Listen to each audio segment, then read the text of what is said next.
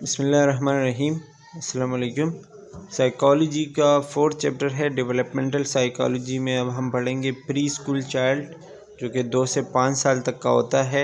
इसमें क्या क्या चेंजेस आते हैं ये चीज़ें हम ऑलरेडी वो 2nd चैप्टर में सब कुछ पढ़ चुके हैं। बस इसमें थोड़ा सा आपको ओवरव्यू दिया जा रहा है एज के हिसाब से।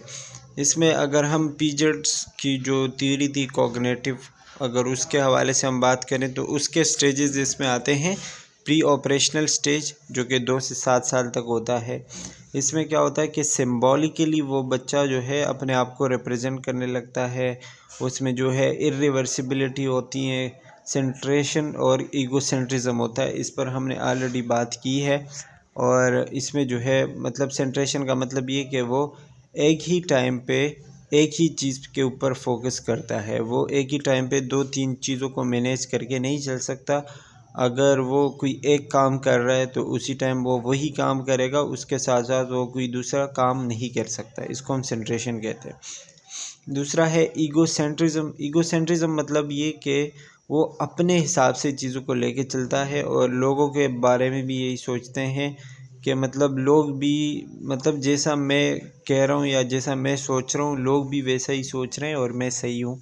लेकिन ये उनकी एक ईगो होती है और वो अपनी तरीके से वो उस चीज़ को फील करते हैं, जिन चीज़ों को देखते हैं वो उनका अपना एक पॉइंट ऑफ व्यू होता है। लेकिन असल में ऐसे नहीं होता। वो उनका अपना जो है मतलब अपने हिसाब से दुनिया को देखते हैं और वो चाहते हैं कि जैसे हम कहें तो वो हो, या जो हम करना चाहते हैं वो हमें करने दिया जाए। इसको हम कहते हैं ईगोसेंट्रिज्म, जिसको हम अना कहते हैं।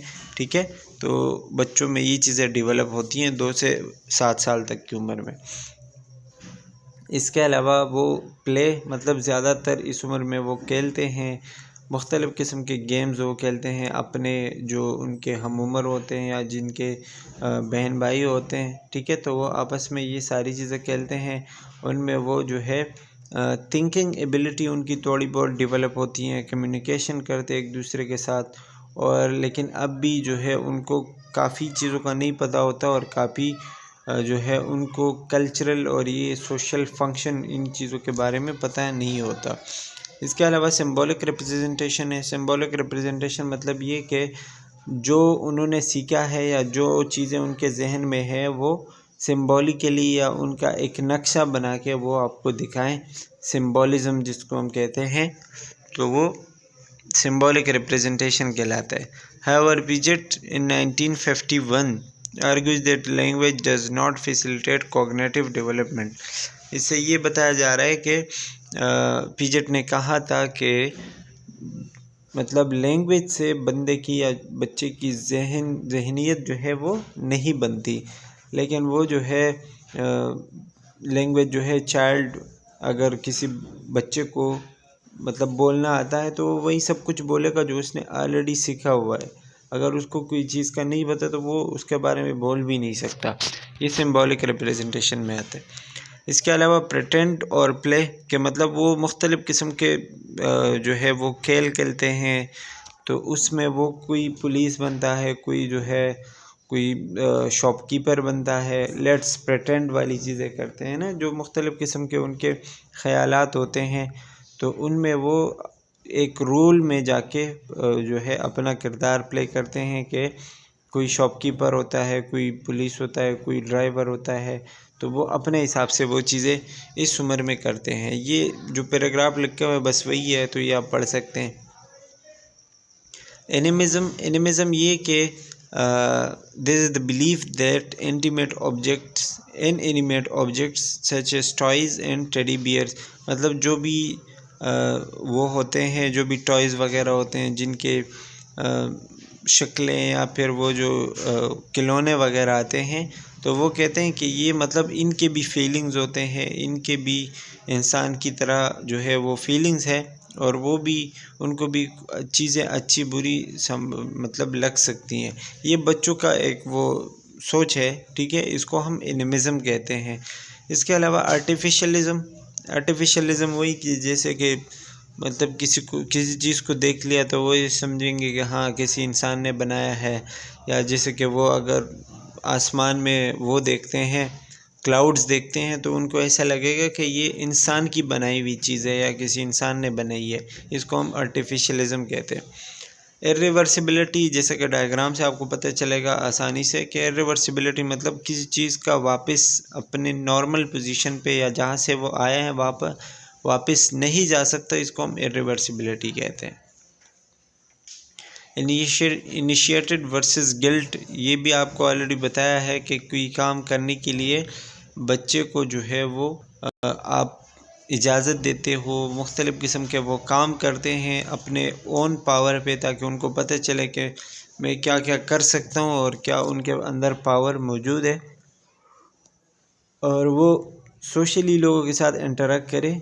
इसको हम इनिशिएटेड वर्सेस गिल्ट कहते हैं। इसमें जो है मतलब वो मुख्तलिफ़ किस्म की चीज़ें करते हैं और लोग उसको दाद देते हैं या फिर उसको जो है सपोर्ट करते हैं।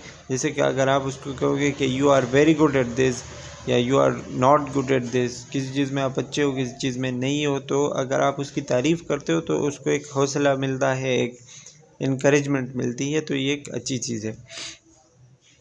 इसमें भी वही सारी चीज़ें बताई गई हैं, बाकी इतना इसमें कुछ इम्पोर्टेंट नहीं है। इसके अलावा साइकोसेक्सुअल स्टेजेस है।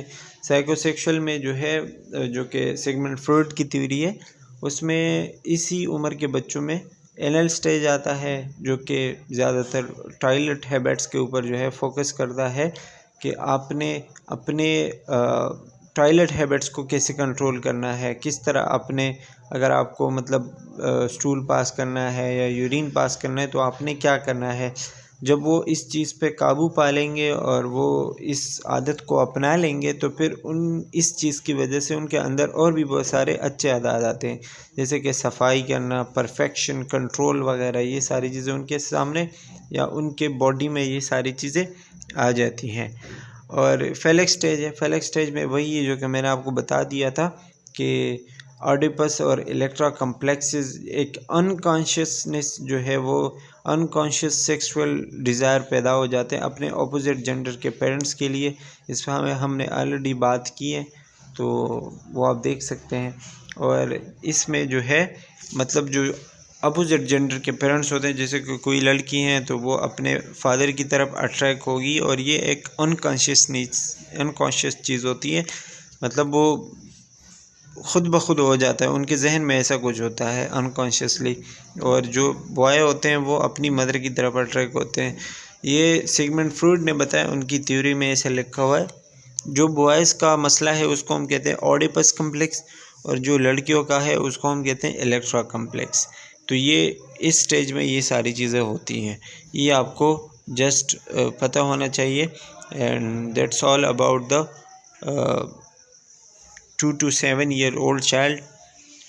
Thanks for watching. Take care. Bye bye.